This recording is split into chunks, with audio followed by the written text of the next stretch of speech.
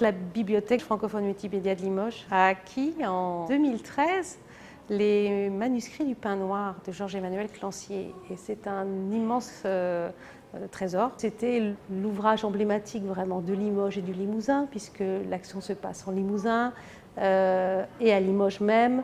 Tout ça s'est fait dans le cadre d'une belle exposition qui a eu lieu en 2013. Qui était une exposition où Limoges rendait enfin hommage à ce grand écrivain. Le point d'orgue, c'était effectivement l'acquisition de ces manuscrits. Je suis très heureux que les livres que j'ai commis, qui sont essentiels pour ce Pain Noir, qui est non seulement mon livre, mais qui est je dirais, le livre même de la grand-mère que je continue à vénérer et à qui j'avais appris à lire. Et ce Pain Noir qui est fait en grande partie des souvenirs qu'elle me donnait lorsque moi-même j'étais enfant et tout petit.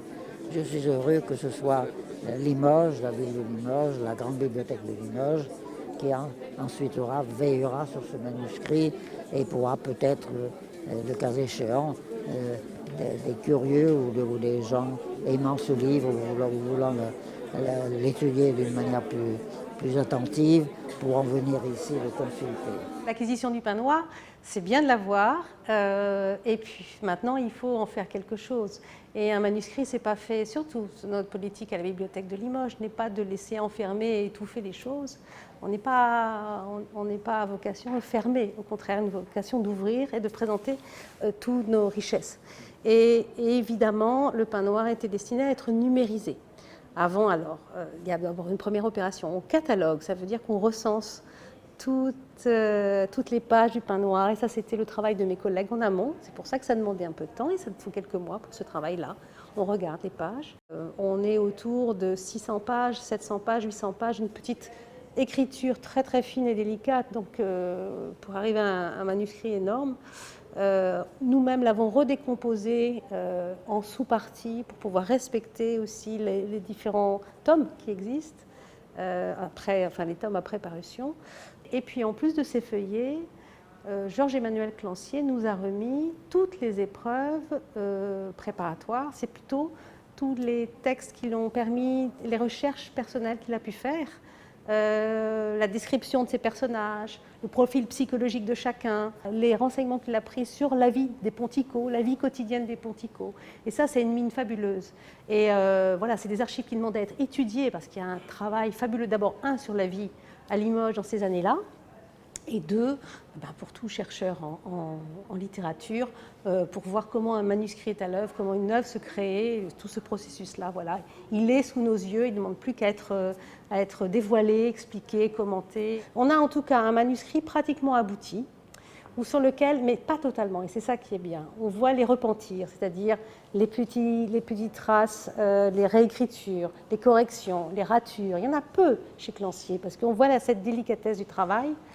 On voit qu'il réutilise le papier, qu'il n'utilise que sur le recto, pas le verso. On voit des mentions annexes, quelquefois un petit dessin, c'est rare, parce qu'on sent qu'elle est concentrée, que l'esprit se vagabonde peu. Il y a des petites annotations sur les âges, sur des petits repères. Donc c'est vraiment passionnant à étudier, à numériser pour moi. Donc c'est une autre manière de rentrer dans l'œuvre. Mon rôle ici, c'est de numériser, ça veut dire de prendre des photos en fait, de les mettre sur un site qui s'appelle la Bibliothèque numérique du Limousin et de les rendre accessibles à tout le monde. Je vais en mettre 2 côte à côte.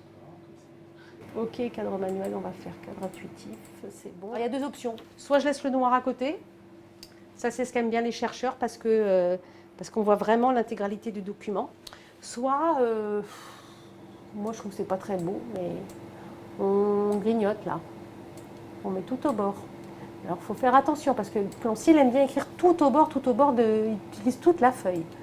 Alors il faut faire très attention que ça ne dépasse pas, qu'on ait bien tout dedans. Voilà. Puis comme il n'y a pas 2 feuilles pareilles chaque fois, il faut régler pour être sûr que son cadre est bon. Allez, on va dire que c'est bon, on va les vérifier. Une centaine de pages, il me faut 2 jours. Normalement, je pourrais le faire en une journée, même pas en quelques heures. Mais là, je prends bien 2 jours. Et puis après, il faut travailler tout ça. Il y a le traitement derrière. Il y a le traitement derrière, voilà. J'ai numérisé par morceau, par chapitre, par grande, en respectant l'édition éditée du Pain Noir. on voit que le manuscrit n'est pas forcément la dernière version, ce n'est pas la version éditée. Et je me suis retrouvée dans La Fabrique du Roi, les débuts de La Fabrique du Roi, avec 6 pages, totalement inédites. Il a fallu que je retrouve dans le manuscrit à quel moment on était. C'est comme ça que j'ai découvert qu'il y a des passages encore qui n'étaient pas dans le document édité. Donc voilà, donc des choses qui encore s'enrichissent et des surprises encore à découvrir. Et là voilà, les bibliothèques numériques de Limousin. On peut rentrer par collection, manuscrit. Ah, le pain noir, première partie. On peut télécharger le document, voilà, le feuilleter. Il suffit d'aller sur le site. Et à partir de là, on peut tourner les pages, comme sur comme sur un livre. On tourne les pages et on feuillette le manuscrit. L'écriture est très accessible et facile à lire. Même Clancier, des fois, a lui-même retouché parce que son crayon est un peu faible. Donc on voit qu'il retouche avec le crayon à papier pour qu'on arrive bien à lire le L ou le E qui n'est pas bien formé. Donc vraiment, il y a une attention. Il faut savoir que les archives contemporaines sont beaucoup plus fragiles que les archives anciennes. Un parchemin, peau de bête, ça peut traverser le temps, avec quelques précautions d'usage, mais ça va. Le papier, surtout le papier XXe siècle, acide, papier des années de guerre, après-guerre, qui est un papier fragile, celui-là, il va souffrir beaucoup. Et c'est pour ça qu'on s'est précipité pour tout de suite cataloguer, protéger, mettre dans des bonnes conditions ce fonds-là. La Bibliothèque nationale aussi, qui a acquis notre partie du fonds Clancier, a fait pareil. Et on s'est hâté de le numériser pour le préserver dans son intégralité. La présence de Georges-Emmanuel Clancier à la BFM, ce n'est pas seulement sur du virtuel, du numérique, ce n'est pas seulement les manuscrits qui sont dans les magasins, c'est beaucoup plus aujourd'hui, c'est cette salle qui est le grand auditorium de la BFM, qui porte son nom et aussi celui de sa femme. Donc, depuis le 20 novembre, c'est l'auditorium Anne et Georges-Emmanuel Clancier qui va un peu plus marquer sa présence ici. C'est vraiment une très très très grande joie au terme du long parcours de ma vie de me voir ainsi reconnu, célébré et j'ai l'impression aimé par cette ville qui m'est chère.